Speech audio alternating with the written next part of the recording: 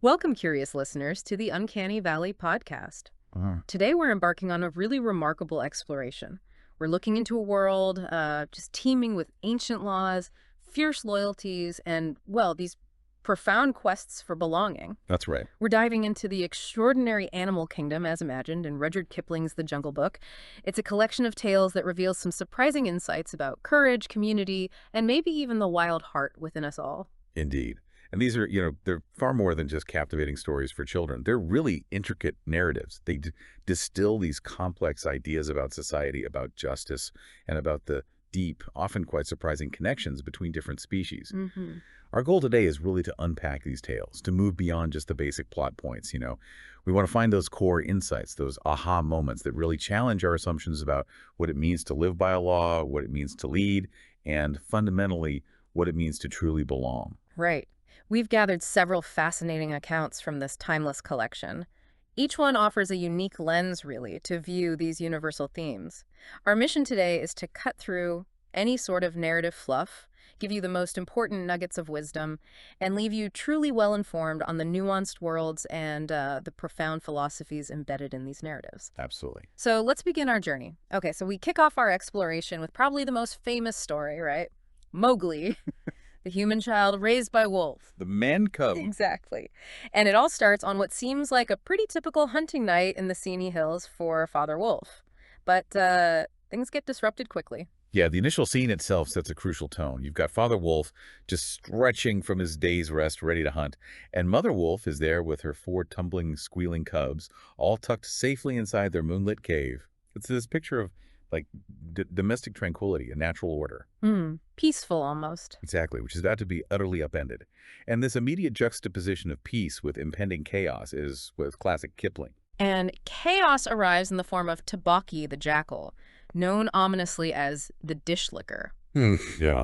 Now, Kipling wastes absolutely no time establishing Tabaki's reputation among the wolves. He's despised, right, for making mischief and telling tales and scavenging. Just awful stuff. Rags and pieces of leather from the village rubbish heaps. He's really portrayed as quite repellent. But what's truly fascinating and really telling about this jungle society is the fear he inspires.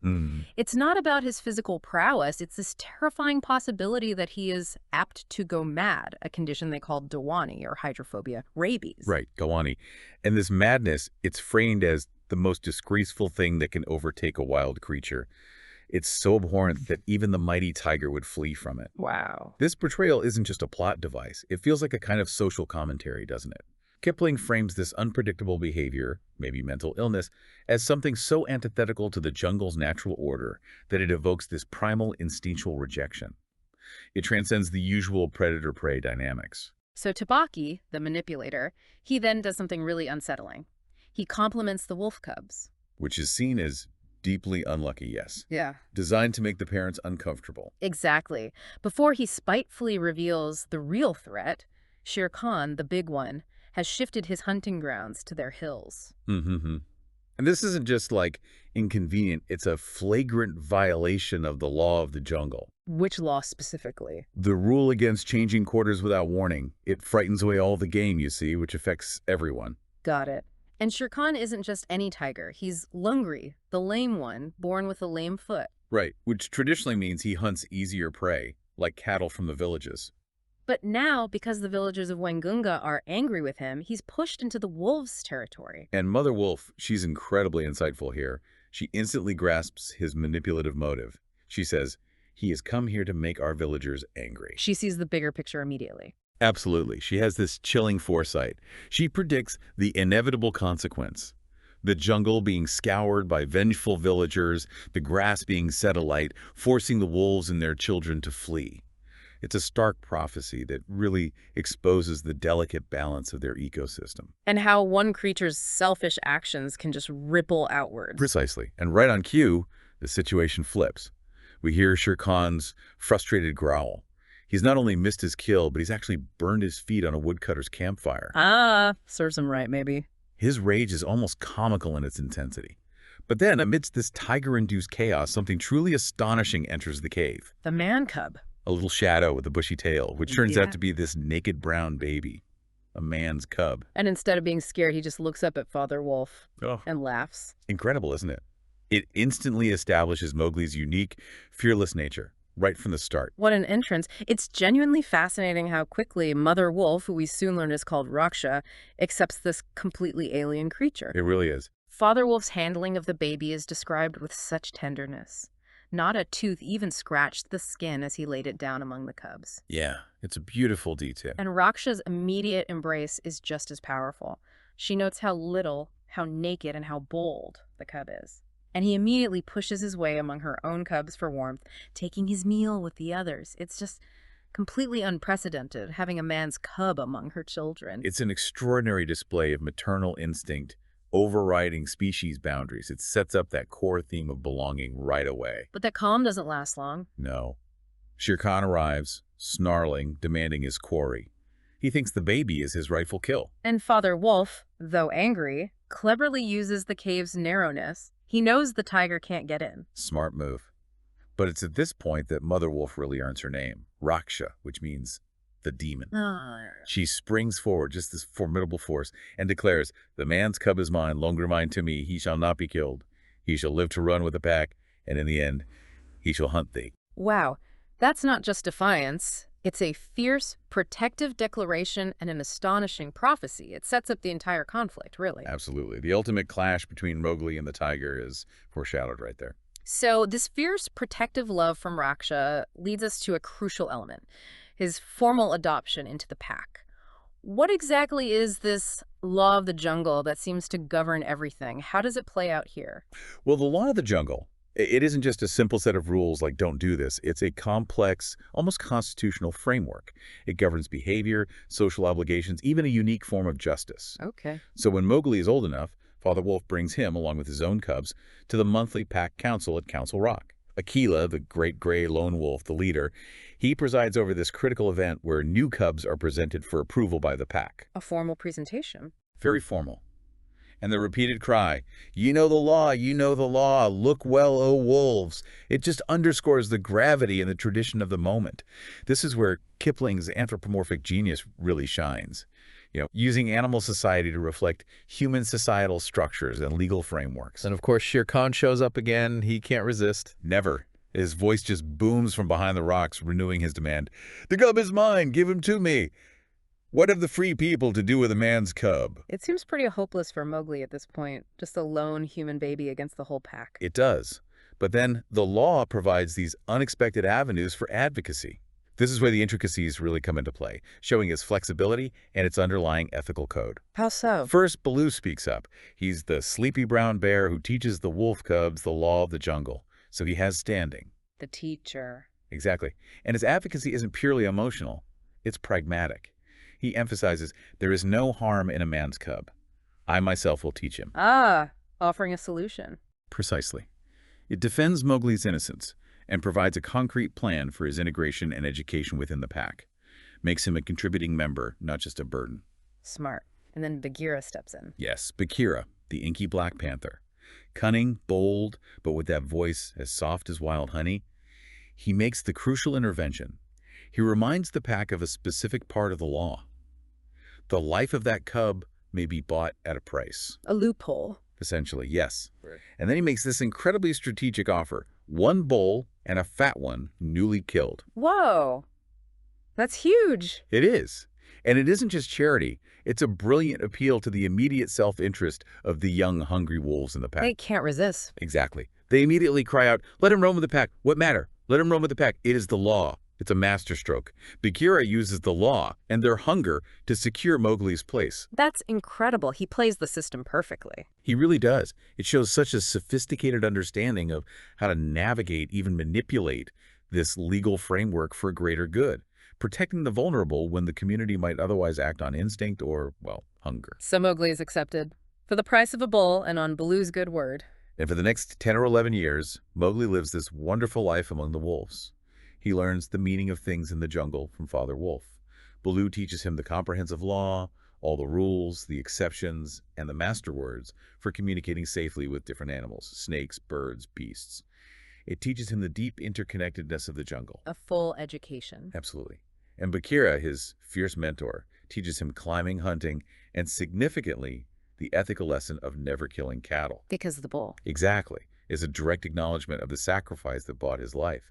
It instills this deep sense of gratitude and obligation, tying his identity directly to a societal debt he owes. So Mowgli grows up strong, bold, a real child of the jungle. But that threat from Shere Khan, it never really goes away, does it? It's always lurking. No, it persists, like a shadow, as you said. Even with his formal acceptance, Mowgli's position is never truly secure. Shere Khan is relentless. He subtly sows dissent among the younger wolves, the ones who didn't see Mowgli, bought into the pack. How does he do that? He whispers things, plays on their prejudices. He tells them, "At council ye dare not look him between the eyes," making them resent Mowgli, framing him as unnatural, intimidating. Undermining him. Constantly. It really highlights the fragility of acceptance when these deep-seated biases are at play, no matter how much someone integrates. And Bagheera sees this coming. He's the watcher. Ever vigilant, yes, and a shrewd observer of pack politics. He repeatedly warns Mowgli that Shere Khan will eventually try to kill him. But Mowgli, he feels safe, right? He trusts his family. He does. He's confident, maybe a bit naive initially. He laughs it off, saying, "I have the pack and I have thee, and Baloo might strike a blow or two for my sake." His faith is touching. Understandable, but dangerous. Very. Because Bagheera, having lived among men himself, knows better. He reveals the deeper vulnerability, Akela, the old lone wolf leader. He's fading, he's old, and soon the day comes when he cannot kill his buck. Which, by the law, means he loses his leadership. He has to step down. That leaves Mowgli exposed. Completely. Because, as Bagheera explains, the young wolves believe that a man-cub has no place with the pack.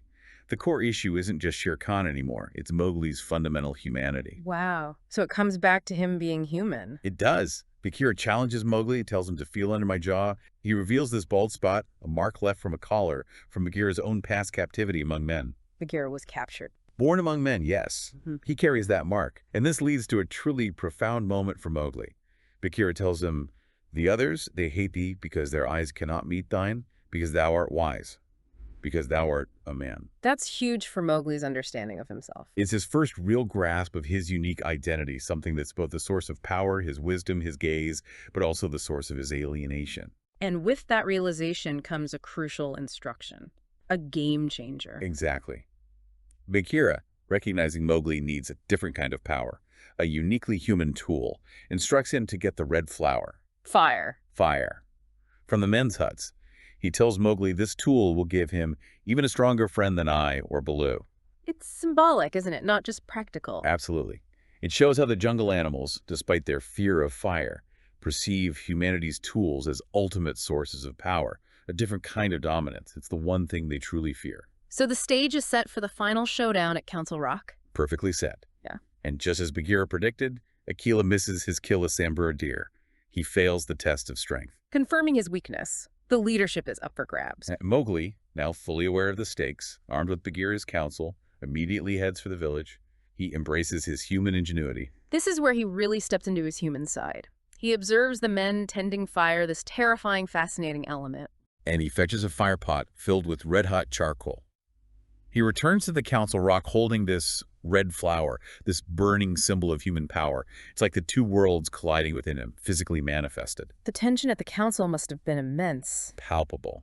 Shere Khan, emboldened by his young, ambitious followers, tries to claim leadership, something he'd never have dared when Akela was strong. But Mowgli, with the fire, he challenges him. He does. With his newfound resolve and the tangible power of fire, he defies Shere Khan, asserting with unexpected authority, the leadership of the pack is with the pack alone. He's upholding the law, even as he stands apart. And what about Akela? Akela, now referred to sadly as the dead wolf, makes this incredibly noble, self-sacrificial stand. He invokes the law, offering his own life.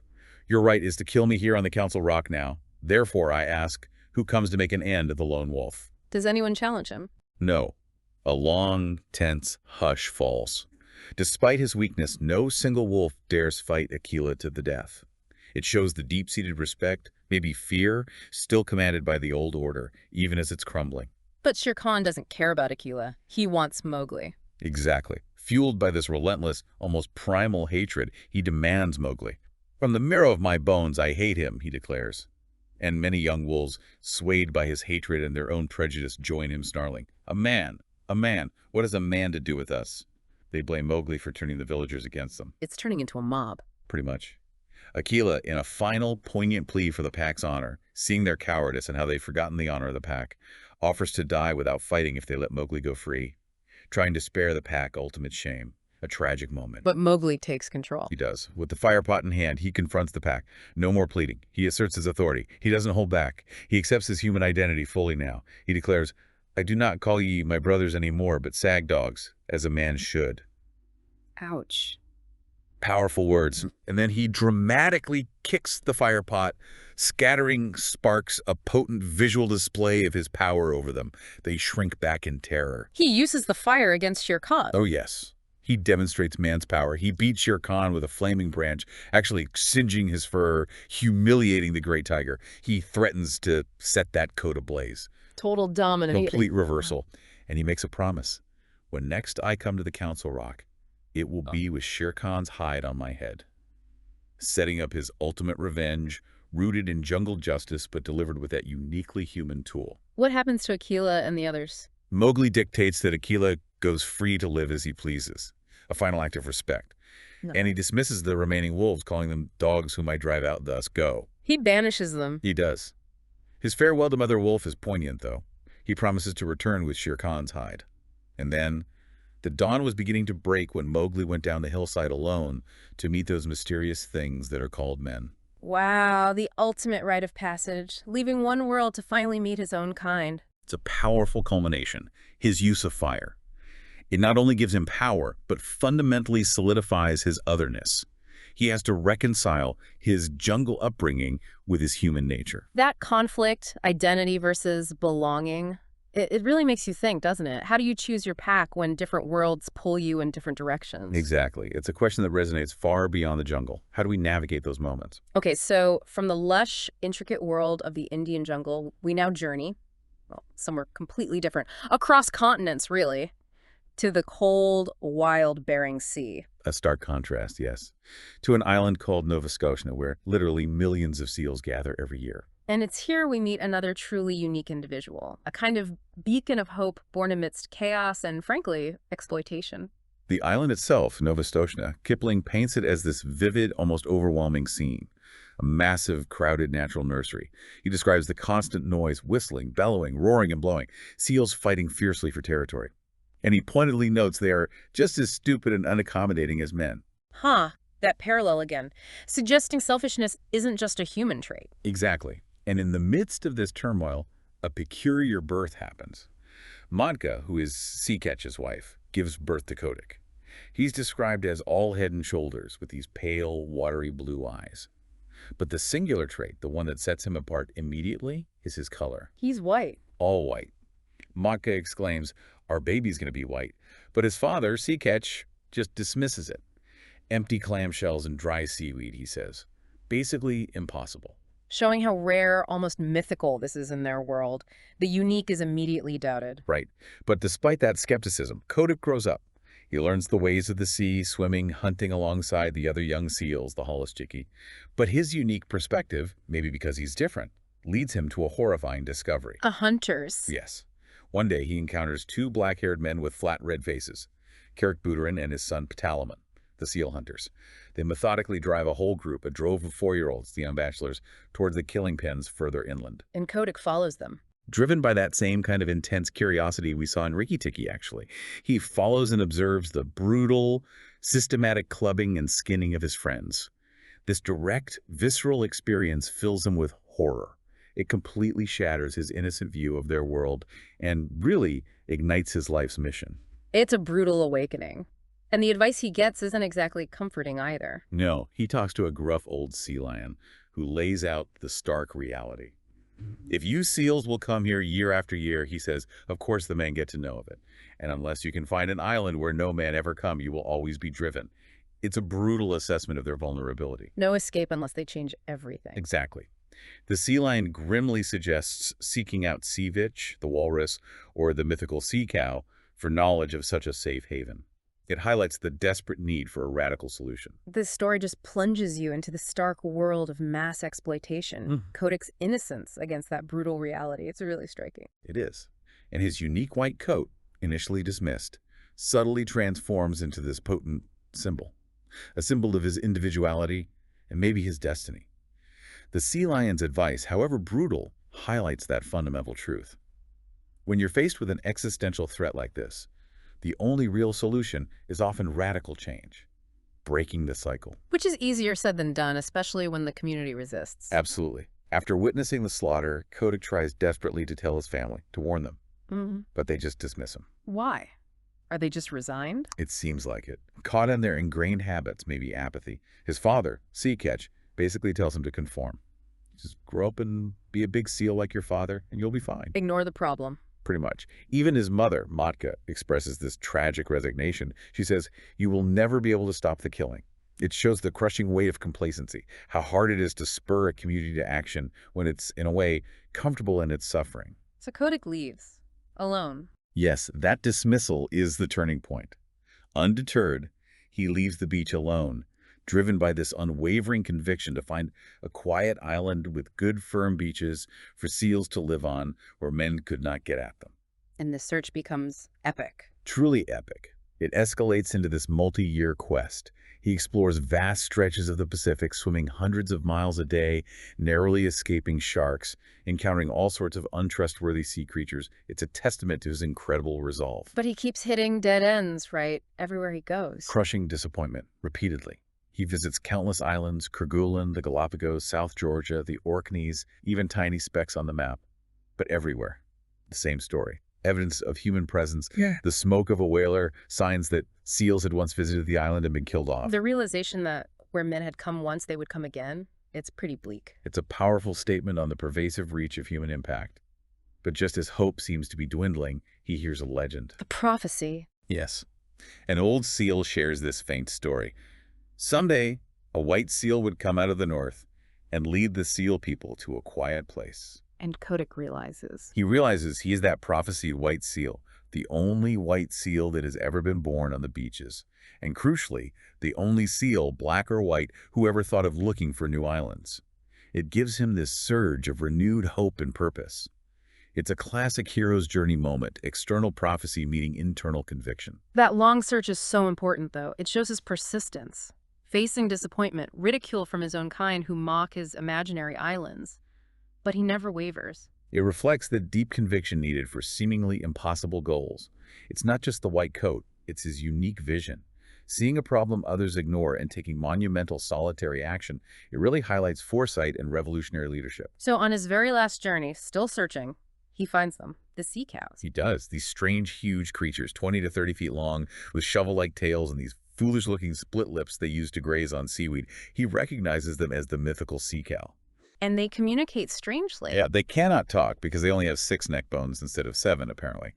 But they communicate through these flipper movements, like a clumsy semaphore. It's a reminder that intelligence takes many forms. And they lead him to the safe haven. Indirectly, he realizes these slow, seemingly unintelligent creatures must have found a safe place to survive in such numbers. So he follows them. They dive deep into this dark tunnel under a cliff, 20 fathoms down. A long, terrifying swim in the dark. But they emerge into this incredible, hidden sanctuary. Paradise found. The finest beaches that Kodak had ever seen, naturally protected by treacherous shoals and towering cliffs, absolutely untouched. No man had ever come there. The culmination of years of searching. So he races back to Novastoshnaya with the good news. Overflowing with excitement, yes. But the reaction is not what he hoped for. They don't believe him. Laughter. Mockery. The Hollis-Chickie, the bachelors, even his own father, Seeonee, refused to believe him or be ordered off their familiar crowded beach.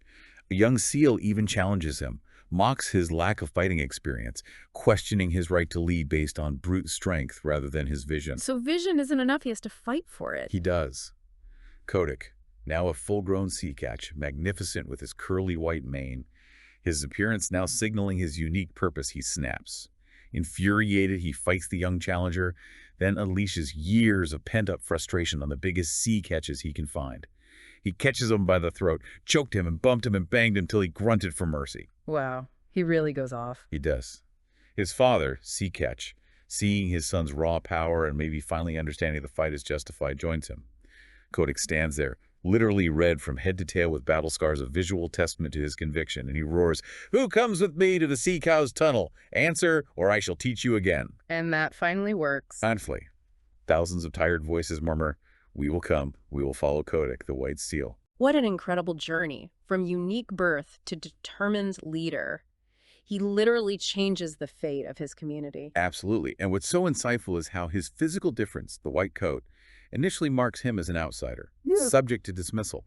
But it's his internal resolve, his persistence against ridicule, and ultimately his willingness to fight for a new future that makes him a leader. His struggle wasn't just against the hunters. No, profoundly. It was against the apathy and the ingrained self-destructive habits of his own people. It really makes you ask, what does it take for a community stuck in its ways to recognize and follow a new truth, especially when it's uncomfortable and demands change? And he leads them there. Nearly 10,000 seals follow him to the new haven. Though some back in Nova Scotia still call them idiots over the years, more and more leave the old, dangerous beaches.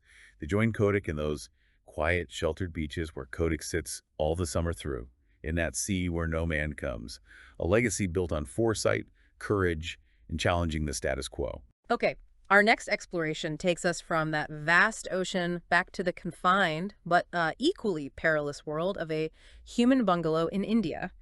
And here, a tiny creature proves, really emphatically, that courage comes in all sizes. We meet Rikki-Tikki-Tavi, the mongoose, a creature perfectly designed for his role, you could say.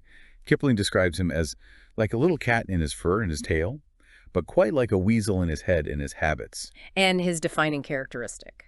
Undiluted curiosity. Run and find out is literally the motto of his mongoose family. This innate drive to explore, to understand, to know everything. It's not just a quirk, it's the engine of his heroism. And how does he end up in the bungalow? A summer flood washes him out of his burrow. He's found half drowned by a small English boy, Teddy, and his family. They rescue him. Yes, they take him in, dry him, warm him by the fire. And Ricky's curiosity immediately takes over. He meticulously explores every corner of the house, sniffing everything, nearly drowning in the bathtub, watching how kerosene lamps are lit. He becomes Teddy's shadow, eventually sleeping right on the boy's shoulder. The father has a good line about that, doesn't he? He does. Teddy's father wisely notes, "Teddy's safer with that little beast than if he had a bloodhound to watch him." A remarkably astute observation, foreshadowing the unseen battles Ricky's about to fight. Indeed.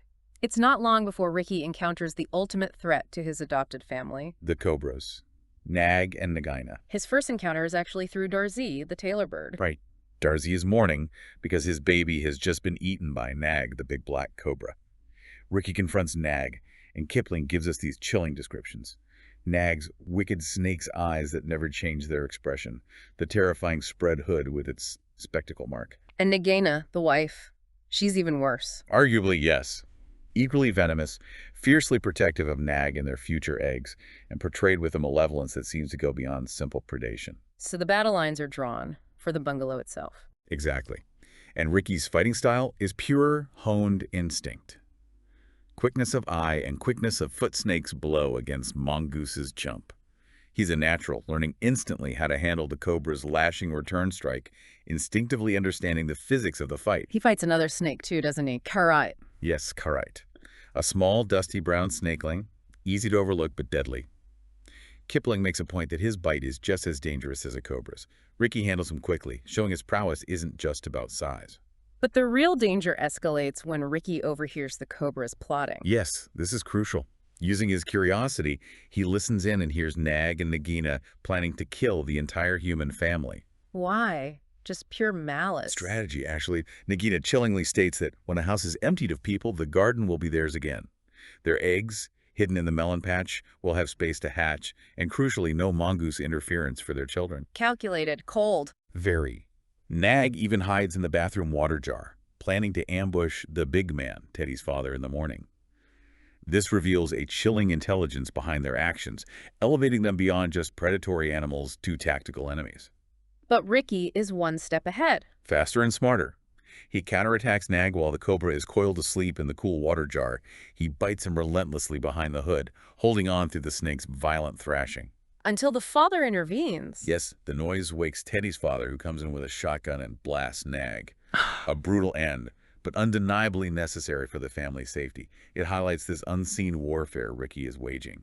So Nag is gone, but Nagina is still out there. And the eggs. Exactly. Ricky's strategic mind immediately shifts to the eggs. He understands the generational threat they pose. He learns from Darcy they're hidden in the melon bed. And he needs help getting Nagina away. Yes, he devises a plan with Darcy's wife, who, unlike her feather-brained husband, understands the long-term danger. She's much more sensible. How does she help? She lures Nagina away by pretending to have a broken wing, drawing the cobra across the garden. This gives Ricky precious time. To destroy the eggs. He smashes 25 of them, but he saves the last one. Why? As a strategic advantage. A bargaining chip, almost. A brilliant move for psychological warfare in the final confrontation. And that final confrontation is intense. Nagina corners the family. Yes. Enraged and seeking vengeance, she confronts them at breakfast on the veranda. She holds them hostage, coiled near Teddy's chair, ready to strike his bare leg. Terrifying. But Ricky arrives just in time, holding the last egg. He masterfully uses it to distract her, shouting about its destruction. This moment of distraction allows Teddy's father to pull the boy to safety. And then Ricky fights Nagina. A final, ferocious battle. He chases her down her own rat hole. A dark, dangerous move few mongooses would dare, showing his sheer determination, and kills her underground. Complete commitment to his duty. He emerges victorious. Battered, but alive. His mission is accomplished. And the coppersmith bird, the garden's town crier, spreads the news. Nag is dead dong. Nagina is dead. Ding dong talk. And Ricky becomes the garden's guardian. Remains the vigilant protector, yes. Ensuring never a cobra dared show its head inside the walls. His victory isn't just about survival. It's about establishing a new order, a safe haven. Ricky Tikki really is the definition of a small but mighty hero. His story powerfully shows how instinct and sheer determination can overcome seemingly insurmountable odds. Absolutely. And what's fascinating is that while he acts on instinct, that innate mongoose drive to fight snakes, he also shows remarkable foresight and a deep, almost intuitive understanding of his enemies. He's not just reacting. No, he's strategizing, Yeah. waiting for the right moment, using distractions, even collaborating with Darcy's wife. The contrast between his fierce life-or-death battles and his calm, almost pet-like demeanor among the humans who are largely clueless about the true peril is striking. It's a different kind of heroism behind the scenes. Exactly. Protecting a world that doesn't even know it needs saving. It makes you consider, doesn't it? What battles are being fought around us that we don't even perceive? And what quiet heroes are waging them, perhaps without any recognition? Our final journey today takes us from that confined bungalow to the vast world of working animals, specifically the magnificent elephants of India. And we explore the fascinating dynamic between them and their human handlers, the mahouts. Here, a young boy dreams of witnessing something legendary, a secret. The elephant dance. We begin with Kala Nag, which means black snake, a wonderful name for an elephant. It is, isn't it? He's this magnificent creature, nearly 70 years old, who has served the Indian government for decades. Military transport, logging in the forests, he's done it all. He's not just old, he's incredibly experienced, a veteran fighter who has even faced wounded tigers. He represents this ancient power of the jungle, now harnessed by humans, yet still fundamentally wild. And central to his story is Little Tumai. Yes, the 10-year-old boy, son and grandson of mahouts, destined to follow in their footsteps. He has this extraordinary, almost mystical bond with Kala Nag. He was literally born under Kala Nag's shadow, and this ancient, formidable elephant obeys his shrill little orders, without question. It's a remarkable symbiotic relationship built on generations of trust. Their world revolves around these Keta operations, right? Catching wild elephants. Exactly. Massive, dangerous undertakings where wild elephants are driven into huge stockades. It's loud, chaotic, often violent. Kala Nag's role is crucial. He's the one who goes into the flaring, trumpeting pandemonium, as Kipling puts it, to basically hammer and hustle the biggest, wildest tuskers into submission so men can rope the smaller ones. He sounds incredibly brave and skilled. He even has a self-invented move, a sickle cut with his head to knock charging tigers sideways in midair, a testament to his ingenuity and experience in the chaos. And it's during one of these Ketas that Little Tumai gets noticed. Yes, he gets caught helping right in the thick of it. His father scolds him, but Peterson Sahib notices. Peterson Sahib. He's the big boss. To Tumai, he's the greatest white man in the world, the ultimate authority on elephants. And Peterson Sahib makes this seemingly jesting promise to Little Tumai. He says, When thou hast seen the elephants dance, then I will let thee go into all the Keddas. Which is basically saying never. Exactly. It's an old joke among the elephant catchers. No man has ever seen the legendary elephant dance. It signifies this impenetrable boundary between the human world and the secret wild world of the elephants. It raises fascinating questions about what knowledge is valued and what secrets remain beyond human reach. Precisely. What profound boundaries exist between the human and animal realms.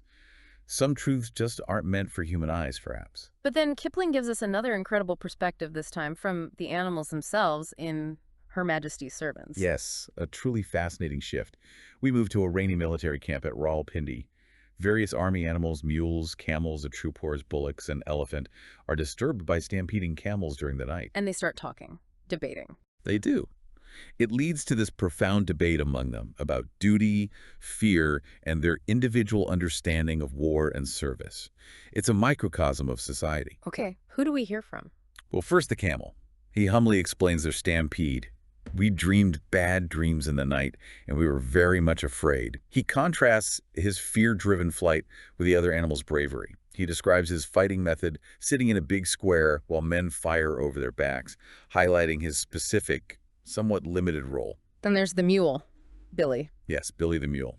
Supremely practical, disciplined, focused solely on his business, which is climbing mountains, carrying screw guns, these little cannons that get assembled on site. Tough jog. Very. He values a well-balanced load and a trusted driver. He scoffs at the troop horse's fine, fancy business of charging. Billy embodies efficiency, purpose, and he's clearly annoyed by the camel's fearfulness. And the troop horse, he's proud, right? Yeah, immensely. Number 15, the troop horse. Focused entirely on active service with his rider, Dick Cunliffe, he vividly describes the exhilarating terror of charging yelling, hairy men with knives. And he emphasizes the critical importance of absolute trust in his rider. If you don't trust your man, you may as well run away at once. He talks about being bridle-wise, instant obedience meaning life or death. A profound insight into military loyalty. What about the bullocks? They seem different. Very different. The gun bullocks are stoic, almost philosophical. These large, sulky white bullocks drag the heavy siege guns. They claim to be utterly unbothered by fear or danger. They say they only know one way of fighting, yoking together, pulling the big guns across the plain, even while being fired upon. Your philosophy is beautifully simple. Eating is always good. They literally graze during battles. You're credible. They refer to the elephant as Two Tails and dismissively call him a great coward for not going nearer the smoke of the guns.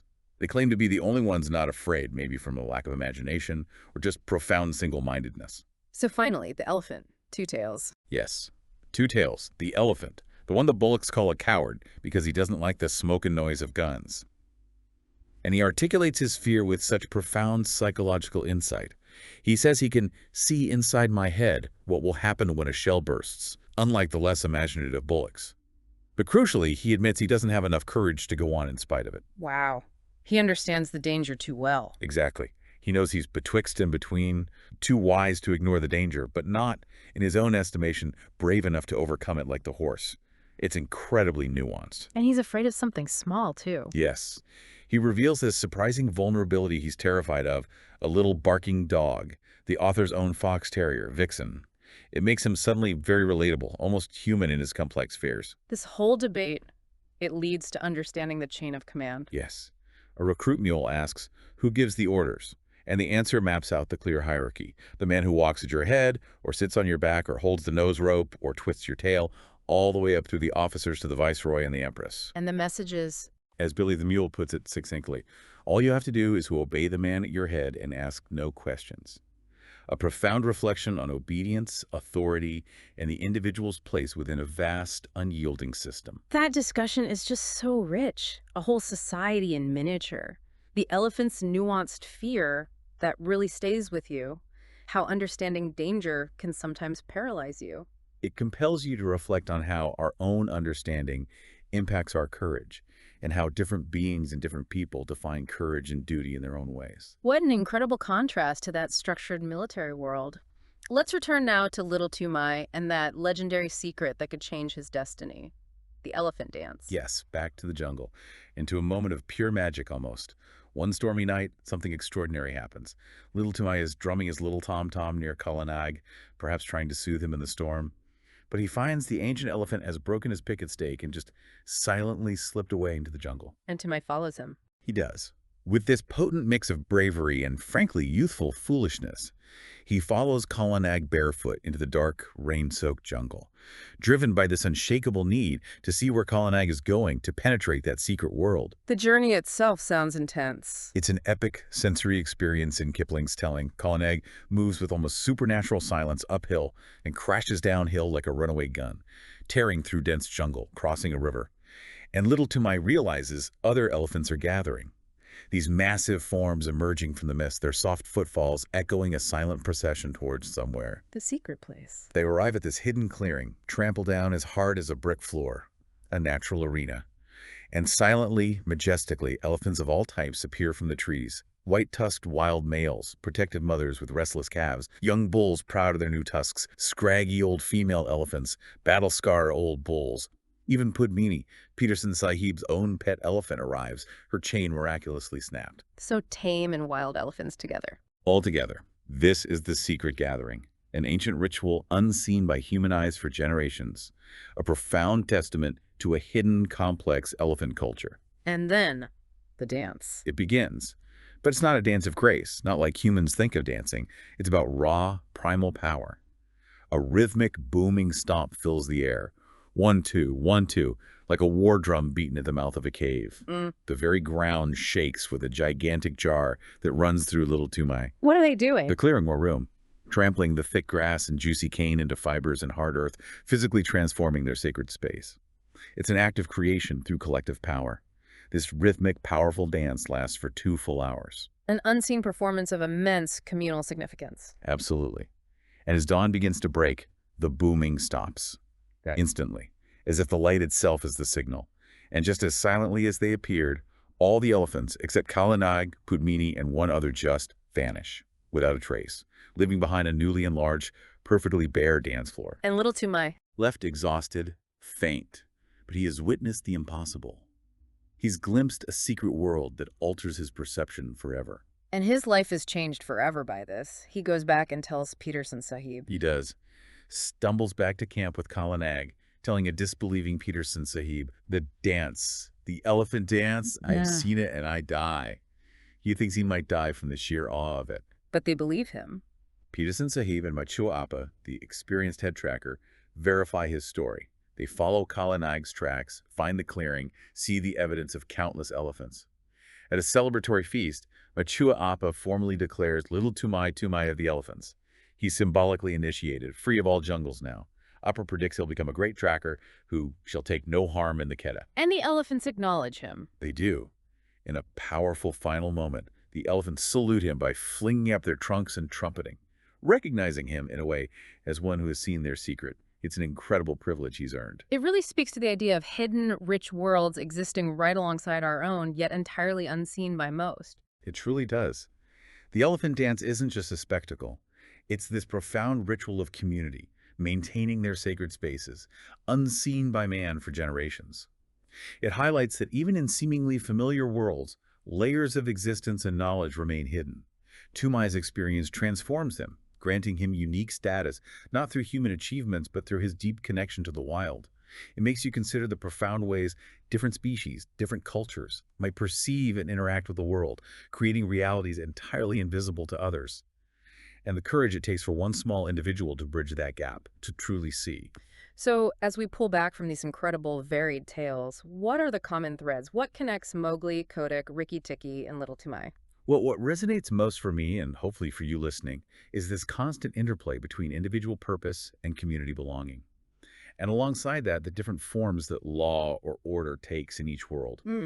Spoken law, instinctual law? Exactly. Each character, whether human or animal, operates within a system of rules, spoken or unspoken, explicit or innate. They face these fundamental choices about adaptation, defiance, loyalty. Mowgli has to define his identity not just by birth, but by living within and ultimately challenging the wolves' specific law. Kodak, through sheer conviction and against apathy, finds leadership by breaking from the herd, pursuing a vision no one else could see. Rikki-Tikki. He exemplifies selfless protection, driven by instinct but also strategy. a quiet hero fighting unseen battles for the good of his adopted family, his community. And to my bridges those worlds. Yes, getting unique insight and status by respecting and witnessing a sacred ritual normally hidden from humans. It suggests that true wisdom often lies just beyond our immediate perception, in understanding these other ways of being. So what does this all mean for us? I guess it means the world around us, even the parts we think we understand, holds these layers of hidden life, unexpected wisdom, and profound, often unspoken laws or codes. Right. There's always more to learn, more to see if we just Yeah. look beyond the obvious, maybe. And courage takes many forms. Exactly. It reminds us courage isn't always a roar or a grand public gesture. Sometimes it's that silent, persistent journey Kodak took against ridicule. Sometimes it's Rikki Tikki's precise, calculated bite in the dark. Or Tumai's quiet bravery in following Kala Nag. It can be an unwavering commitment to a vision no one else shares. These stories really compel us to question our own assumptions, don't they? About what constitutes order or civilization. And to appreciate the diverse forms of intelligence and community that exist beyond our immediate perception. They challenge us to look beyond the obvious and consider the intricate, often unseen forces shaping the lives of others, animal and human, and maybe even our own. So for you, our listener, we'll leave you with this provocative thought. If you have the chance to step beyond the known, to truly see the hidden laws and secret lives of the world around you, whether animal or human, what new wisdom might you bring back? And how might it transform your own understanding of purpose, community, and belonging? Something to ponder. Thank you for joining us on this exploration. This has been the Uncanny Valley Podcast. Until our next journey into the unexpected, stay curious. And keep looking for those deeper connections. Goodbye for now from the Uncanny Valley Podcast.